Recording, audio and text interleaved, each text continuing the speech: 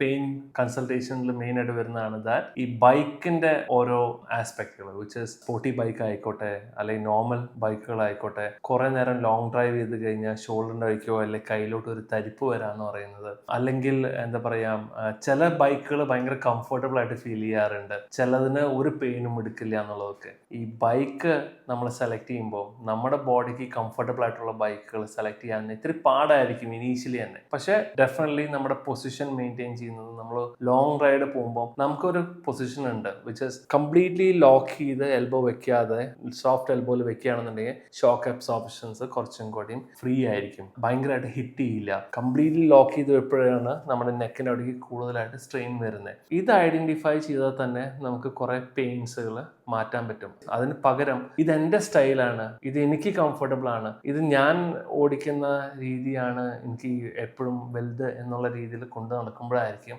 Eventually initially ഉണ്ടാവില്ല. ഇപ്പോൾ ഒറ്റ കൈ കൊണ്ട് ഓടിക്കുന്ന കഥ പറഞ്ഞപ്പം 100-ൽ 80 പേരും ചീത്ത പറഞ്ഞിട്ടുണ്ട്, പക്ഷെ അതിലൊരു 20 പേര് പറഞ്ഞിട്ടുണ്ട് ദാറ്റ് ഇത് എനിക്ക് അനുഭവപ്പെട്ടിട്ടുണ്ട്, ഇത് എനിക്ക് വന്നിട്ടുണ്ടെന്നുള്ളത്. അപ്പം ആ 20 പേർക്ക് കണക്ട് ചെയ്യാൻ പറ്റും ഞാൻ എന്താ പറയണമെന്നുള്ളത്. അല്ലാത്ത ആൾക്കാർക്ക് കണക്ട് ചെയ്യാൻ പറ്റില്ല, ബിക്കോസ് അവർക്ക് അത് അനുഭവപ്പെട്ടില്ല. ഇത് ഒരു ദിവസം കൊണ്ട് ഉണ്ടാവുന്നതല്ല, റെഗുലർ ആയിട്ട് അത് ഫോളോ ചെയ്യുമ്പോൾ ഉണ്ടാവുന്ന കുറച്ച് ഇഷ്യൂസ് ആണ്. അതുവരെ വെയിറ്റ് ചെയ്യണോ അതോ റിയലൈസ് ചെയ്ത് കഴിഞ്ഞാൽ അത് മാറ്റണോ എന്നുള്ള തീരുമാനമാണ് നമുക്ക് എടുക്കേണ്ടത്.